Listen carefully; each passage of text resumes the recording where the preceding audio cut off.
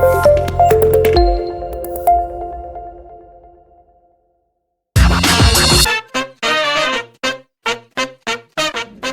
Biru Langit, kembali lagi di Humanis Podcast bersama saya Nursri Wahyuni Halid yang akan menjadi host pada episode kali ini. Nah, episode kali ini akan membahas apakah produktivitas menghasilkan privilege. Nah, seperti yang kita ketahui bersama, menjadi seorang mahasiswa itu sudah merupakan privilege yang harus kita syukuri. Nah, kehidupan mahasiswa itu tidak jauh dari berbagai kesibukan yang ia harus jalani. Selain memenuhi kewajiban untuk mengerjakan tugas, mengikuti kelas, tak jarang berbagai mahasiswa juga mengikuti kegiatan lain seperti aktif dalam organisasi, mengikuti berbagai kegiatan volunteer, magang, dan lain sebagainya. Nah, jadi teman-teman, untuk membahas lebih dalam terkait tema kita pada podcast kali ini, kita sudah menghadirkan seorang narasumber yang paling ikonik di Humanis Visip Unhas, yaitu Ketua Umum Humanis Visip Unhas periode 2022-2023. Apa kabar ini Pak Ketua? Baik, luar biasa. Iya, alhamdulillah sehat-sehat. Iya, alhamdulillah. Nah, sekarang ini lagi sibuk apa kira-kira Pak Ketua? Kalau kegiatan sekarang kan kalau di Humanis lagi persiapan tugas gitu, kayak berganti prodi dari kemarin dari prodi ini ke prodi selanjutnya. Selain itu kalau kegiatan lain ada sih beberapa, ya, aktif juga ikut di kegiatan pengabdiannya dosen, kegiatan pendidikan di dosen, dan juga sekarang lagi ada persiapan siswa baru.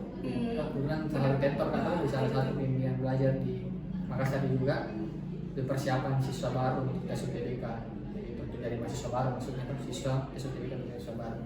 Itu sih untuk belakang ini kesibukannya. Berarti kalau didengar-dengar ini dari yang kita ceritakan itu, selain jadi ketua umum itu ternyata banyak sekali kegiatan tak di luar itu begitu. Nah, sesuai tadi yang sudah dibahas itu sebelumnya, kalau seorang mahasiswa itu identik dengan privilege-nya dan lain sebagainya. Nah, mau Kak tanya ini dulu Pak Ketua. Kalau mahasiswa sesuai menurut versinya Pak Ketua sendiri itu bagaimana begitu?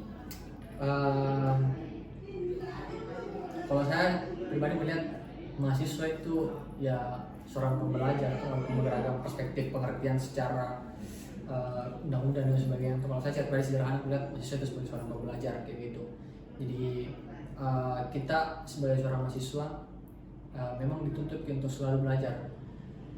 Belajarnya pun mungkin agak lebih luas lagi, tidak hanya di ruang kelas, tapi juga di ruang-ruang non formal dan tanda kutip itu, organisasi atau di komunitas. Pokoknya dia dari mana untuk belajar lebih luas.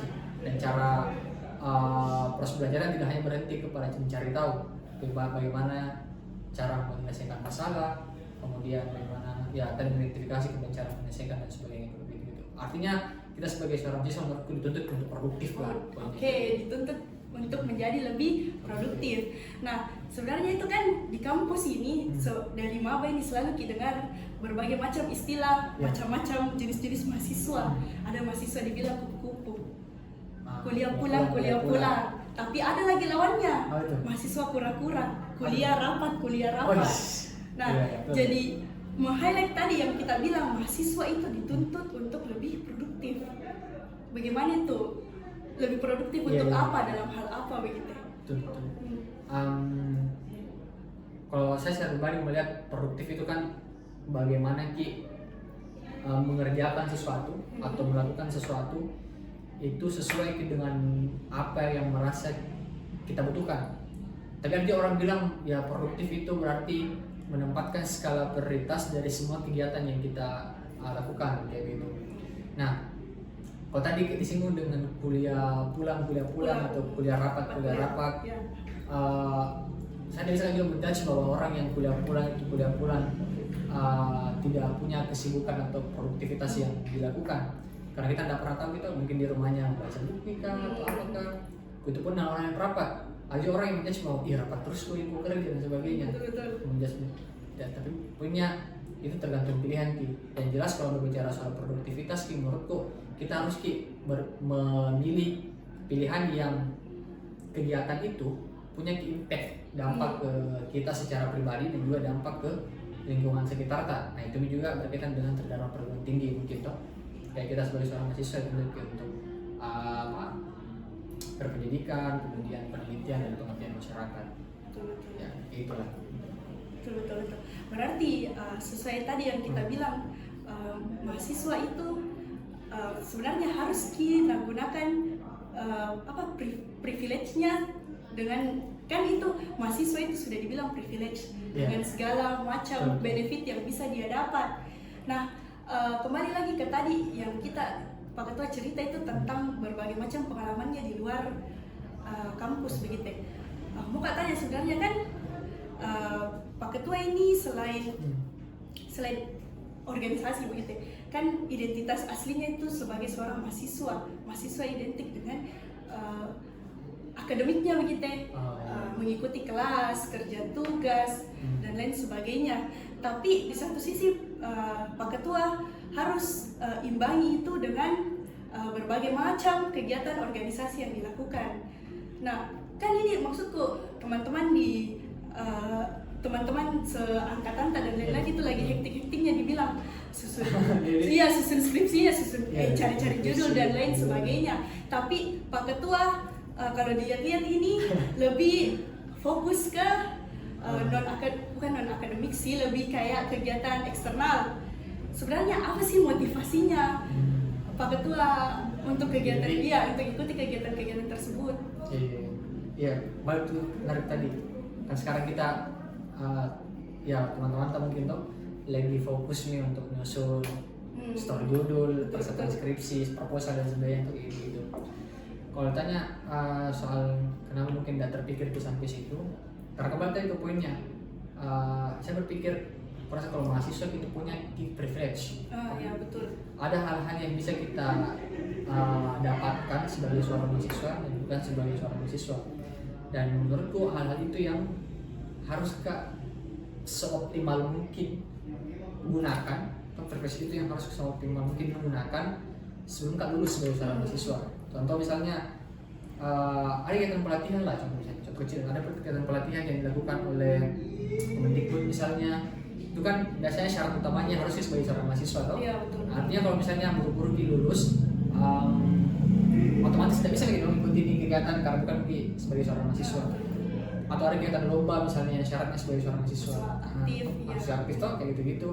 Atau ada kegiatan-kegiatan pengabdian yang istilahnya difasilitasi oleh pemerintah misalnya kayak gitu-gitu, fasilitasi oleh lembaga swasta dan sebagainya yang syarat utamanya memang harus sebagai seorang mahasiswa. Nah itu semua yang kemudian kupikir perlu untuk optimalkan di kesempatan itu sebelum betul-betul istilahnya mendapat gelar sebagai seorang mahasiswa kayak gitu. Tapi perlu kalau disclaimer tidak sampai nih orang yang cepat lulus juga tidak salah, poinku kayak gitu. Karena kan ada yang pernah bilang begini, hidup itu kan tentang pilihan nih. Kau mau jadi seperti apa, ya itu pilihanmu. Kalau kau rasa kebutuhanmu memang masih banyak untuk sebagai seorang mahasiswa, ya silahkan pilih itu. Dan kalau mungkin ada orang yang cepat lulus karena mulai S2, itu kan pilihan di semua itu. Kalau kau merasa kayak cukup nih, atau cukup nih, itu kembali ke diri masing-masing. Kalau saya tanya kayak kita nih, kenapa kalian terlalu terburu-buru? Karena ada privilege seorang mahasiswa yang ingin ku eksplor lebih jauh, ingin memanfaatkan begitu. Berarti secara tidak langsung Pak Ketua meng-highlight begitu bahwa semua sebenarnya dengan menjadi seorang mahasiswa kita bisa terima berbagai macam privilege betul. Dan memanfaatkan berbagai kegiatan untuk jadi bekal sebelum kita melangkah ke dunia ke dunia yang sesungguhnya begitu. Betul. Nah, bukan bertanya lagi nih Pak Ketua. Jadi kalau kan sesuai dengan pengalaman yang ada, terus diceritakan tadi bilang kegiatan-kegiatan ini sebenarnya dimanfaatkan untuk bekal dan lain sebagainya. Dampak yang paling dirasa sama Pak Ketua sendiri selama mengikuti kegiatan-kegiatan tersebut itu apa? Kalau organisasi misalnya, paling prinsip sekali mungkin kalau dibilang pertama dapat jaringan, misalnya memiliki peran di salah satu mahasiswa misalnya, pasti potensi untuk berinteraksi dengan lembaga lain atau sesama internal lembaga itu ada. Artinya tercipta interaksi, dan karena interaksi itu pasti terbangun suatu jaringan atau kayak gitu-gitu. Selain itu di organisasi juga tidak hanya berbicara soal jaringan sebenarnya. Kalau mau kita berbicara soal internal diri kita, pasti banyak sekali yang bisa kita rasakan tentang bagaimana misalnya mendesain suatu program, bagaimana memanfaatkan sumber daya yang ada. Itu sebenarnya sederhana jika diucapkan, tapi dalam praktiknya itu memang betul-betul dituntut untuk berpikir secara aplikatif kayak gitu toh. Kalau misalnya selain itu di organisasi kan tadi kayak manajemen waktu dan sebagainya, itu bisa sekali. Tapi menurutku kalau kita betul-betul mendalami persoalan manajemen waktu, itu tidak segampang kata-kata gitu. Butuh memang proses step by step untuk bisa betul-betul manage waktu dengan baik kayak gitu. Nah, selain kalau misalnya di organisasi itu kayak gitu-gitu, kalau selain itu kayak aktif kayak juga misalnya ikut pengajar dosen dan sebagainya toh, penelitian banyak. Satu misalnya kalau di penelitian pasti belajar banyak juga toh tentang bagaimana sebenarnya meriset sesuatu, sedikit-sedikit bareng sama dosen, karena tidak mau kita sebagai seorang mahasiswa kita pasti identik dengan penelitian sebagai terdara perguruan tinggi ya kayak bilang tadi tuh, identik dengan penelitian. Dan pun ternyata syarat lulusan tadi kan pasti skripsi ya, skripsi itu pasti penelitian ya. Artinya ada proses pembelajaran atau dampak kepada diri kita ya, minimal mulai kita belajar dari awal sebelum betul-betul nyusun. Jadi akhirnya apa yang disusun nanti itu tidak sekedar jadi begitu, atau mungkin ada orang yang karena sekedar formalitas menyusun nyewa apa dan sebagainya. Dan harapannya kan kita mau siswa betul-betul bisa selesaikan studi kita dengan syarat skripsi yang betul-betul bisa bermanfaat dan paham untuk penelitian yang kayak gitu. Kalau kayak pengabdian misalnya, banyak juga kepekaan sosial tadi biasa. Kemudian yang paling penting sebenarnya kalau aku dapat dari pengabdian itu betul-betul paham bagaimana realitas yang terjadi misalnya di lapangan kayak gitu. Kayak kan biasa kita kalau di kampus misalnya berbicara dengan konsep ideal loh. Ternyata ketika turun lakukan pengabdian, ada ternyata hal-hal yang sifatnya pragmatis ya, atau hal-hal yang sifatnya dilakukan pada saat diimplementasikan. Ternyata itu yang membuat tidak ketemunya antara konsep ideal dan yang dijalankan di lapangan. Nah, justru bisa belajar. Ada evaluasi yang bisa kita lakukan kayak gitu. Dan banyak dapat lain kalau misalnya dan mengajar misalnya kita berbagi pengetahuan tuh kayak gitu-gitu. Belajar dari siswa bagaimana ketika siswa tanyakan sesuatu dan kita jawab dengan memahamkan siswa kayak gitu. Banyak lah pokoknya dampak yang bisa dirasakan dari produktif mungkin poin kita itu.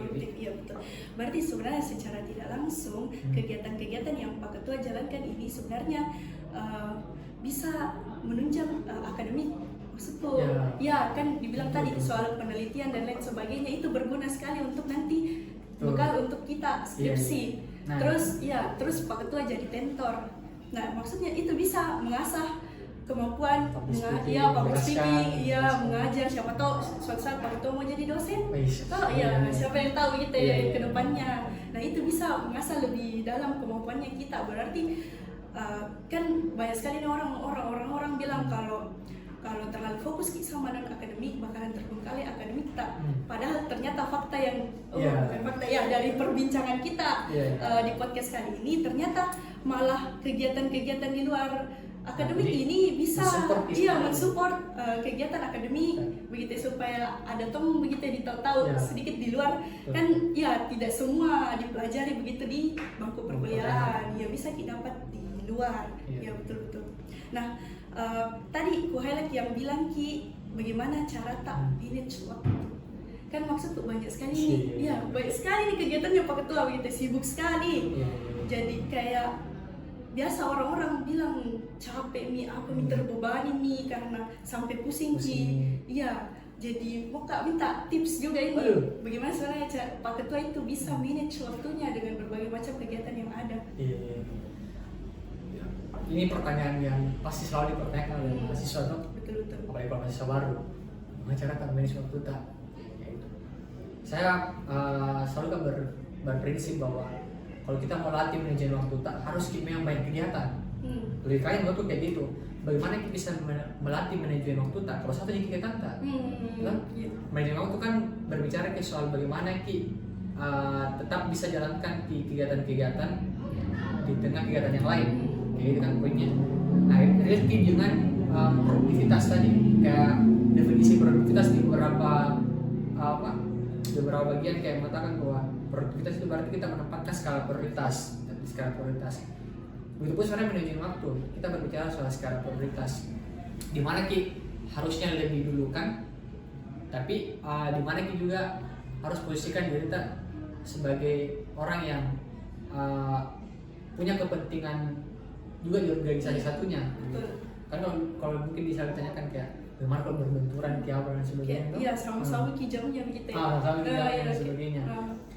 Saya pernah pengalaman tuh kayak misalnya di organisasi itu bersamaan kegiatan di organisasi dan kegiatan ngajar misalnya. Nah, bersamaan sekali jamnya. Nah, di situ setelah pertimbangkan ternyata penting untuk prioritaskan organisasi. Dan tanda kutip memang dari analisisku secara pribadi, kulihat kayak harus ada di sini di organisasi ini. Akhirnya tidak bisa kadang juga secara langsung tiba-tiba batalkan jam mengajarku karena ada siswa di sana yang menunggu, ada hak juga mereka untuk diajar dan sebagainya. Akhirnya minta tolong di tentor yang lain untuk digantikan mengisi jam tersebut. Artinya kita dalam skala prioritas yang perlu diperhatikan juga adalah jangan sampai kegiatan yang lain itu dirugikan dan tanda kutip. Nah, ini kan kalau misalnya kita delegasikan tetap di jalan proses pembelajarannya itu. Selain itu kan perlu juga briefing baik-baik ini nanti yang harus diajarkan, maksudnya bukan diserta-merta langsung menunjuk. Itu pun sebaliknya, kalau di organisasi itu kayak misalnya harus tidak bisa hadir di organisasi ini misalnya, ya kita harus didelegasikan ke orang-orang tertentu di organisasi itu untuk wakili. Misalnya kalau misalnya kita punya kegiatan strategis dan kita kehadiran yang penting, yang punya gitu lah. Jangan sampai ada yang dirugikan dari kegiatan yang satu dan dari kegiatan yang lainnya, kayak gitu. Jadi bagaimana cara tak untuk kan ini bahas skala prioritas, bagaimana cara tak untuk memilih yang mana lebih urgent tapi tidak dibilang ditinggalkan kini yang satu, tidak serta-merta bilang langsung serahkan ke orang baru tidak dipantau begitu, tidak tahu apa-apa. Iya, betul. Nah, oke, teman-teman, tidak terasa sekali nih kita sudah sampai ke pertanyaan terakhir. Karena mungkin terlalu menarik sekali nih pembicaraan tak, jadi kayak tidak terasa waktu berjalan ternyata begitu cepat. Nah, sebagai pertanyaan terakhir ini sebagai penutup juga, Pak Ketua sampaikan kepada teman-teman sebenarnya apa harapannya kepada teman-teman untuk menjadi mahasiswa yang lebih produktif ke depannya. Silahkan. Kalau awalnya mungkin harapanku sebuah post dari Buya Hamka, dia bilang begini, jangan biarkan kalau di kuasa itu yang malas, atau bahasanya kayak gini, salah satu pengkerdilan yang terkejam dalam hidup ini yaitu membiarkan pikiran yang cemerlang dikuasai oleh tubuh yang malas yang mendahulukan istirahat sebelum lelah. Itu kan sangat konsen dalam sekali. Itu yang dari tiga dengan kita di hari ini. Kita kadang-kadang sedikit-sedikit capek, berhenti mati sedikit-sedikit, alasan capek, tidak mau lagi eksplor diri kita, tidak mau memanfaatkan ruang-ruang belajar di mahasiswa, frekuensi yang ada di mahasiswa. Itu penting sekali jadi jangan sampai mendahulukan istirahat sebelum lelah atau kayak membiarkan pikiran kita yang cemerlang. Karena kan kita tahu kita yang dibekali sama Tuhan akal dan perasaan atau kalbu dalam bahasa itu. Di dua hal ini penting untuk memaksimalkan bagaimana kita bisa maksimalkan potensi akal kita dan juga perasaan kita, kayak gitu. Dan terakhir untuk teman-teman mungkin semoga ini menjadi pembelajaran dan pengingat untuk kita semua. Sultan Syahrir pernah bilang begini, hidup yang tidak dipertaruhkan itu tidak akan pernah dimenangkan. Maka dari itu sama-sama pertaruhkan hidup kita sebagai seorang mahasiswa untuk sebuah kemenangan di masa depan. Mungkin itu untuk dari saya. Luar biasa sekali. Baik teman-teman, mengutip juga juga dari perbincangan kita pada podcast kali ini bahwa sebenarnya ruang-ruang belajar itu tidak hanya didapatkan di ranah akademik saja, tapi bisa kita dapatkan di non akademik, yaitu berbagai macam kegiatan yang ada di luar kampus. Karena sebagai mahasiswa kita memang dituntut untuk lebih produktif, dan untuk teman-teman di luar sana jangan pernah takut untuk lebih produktif karena akan banyak privilege yang didapatkan dari kegiatan-kegiatan yang produktif tersebut. Nah, baik, sekian podcast dari kali ini. Terima kasih banyak Pak Ketua sudah hadir dalam podcast kali ini. Baik teman-teman, sekian podcast kita pada hari ini. Jangan lupa like, komen, dan subscribe official YouTube Humanis Visip Unhas. Terima kasih. Assalamualaikum. Salam biru langit.